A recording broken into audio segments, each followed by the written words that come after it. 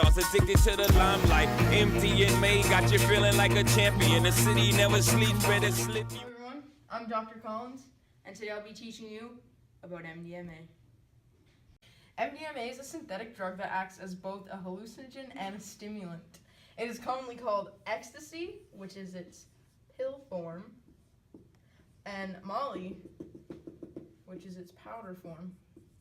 Now, it is said that Molly is the pure form of ecstasy, which is actually a myth because Molly is just as likely to be laced with other drugs such as ketamine or cocaine or amphetamines.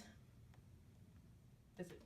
MDMA was first engineered way back in 1912 by the German chemist Anton Kolisch under the auspices of Merck Pharmaceuticals. It was synthesized to create an appetite suppressor.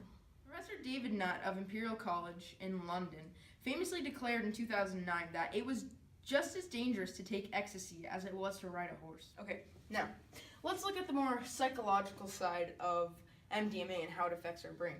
So, in particular, it affects 3 of these different neurotransmitters, so serotonin, dopamine, and norepinephrine.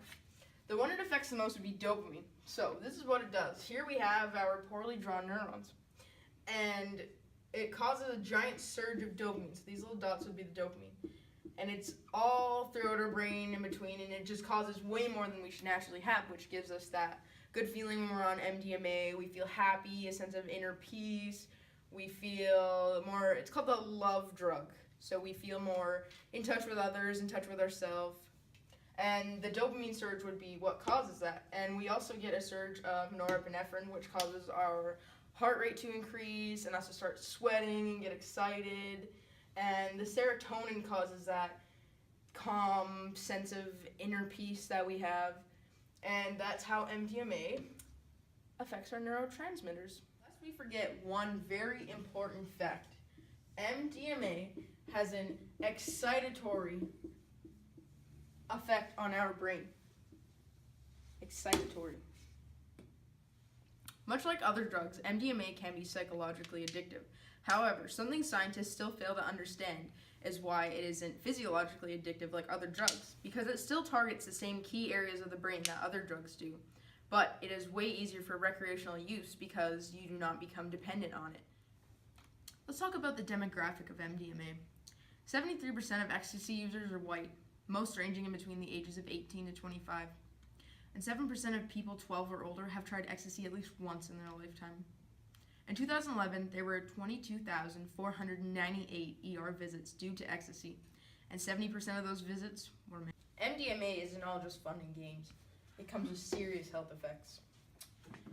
While taking MDMA, you may become irritable, very irritable, and depressed, which clearly is caused by the surge of dopamine, because when you don't have that, then you come down from a really high, so you feel bad about yourself, which you would on most drugs. And sleep problems can occur, anxiety, decreased appetite and attention, impulsiveness, aggression, and memory and attention problems. Basically, lots of your motor skills go down the toilet. Now you're probably asking yourself, when I take MDMA, how long does it take for the effects to kick in? Well, I've got an answer for you. After taking MDMA, the effects first kick in 30 to 60 minutes after taking the pill or snorting the powder, and they last for about 3 to 6 hours. Fun fact, MDMA, as of 2017, has no medicinal use, so it's pretty much just for partiers, ravers, and kids who want to destroy their lives. Speaking of clubs, raves, parties, you're probably asking yourself, where can I find MDMA, or where is it most common? Well, that's exactly your answer. You can find MDMA at all sorts of different clubs. You find it at raves, you find it at parties, and for all you faded goers, I know you know where to get your MDMA. Thank you for watching this short but informative clip on MDMA, and please never try it at home.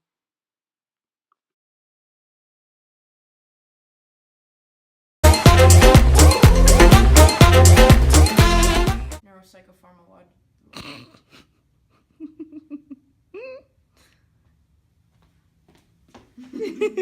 Okay. You videotaping? Yeah. Okay, I'll start now. Professor David Nutt of of Imperial College London, the head neuropsychopharmacologist. Okay, we're just gonna take a practice video. Tell me when to start. Okay. I'm Dr. Collins. I can't do it.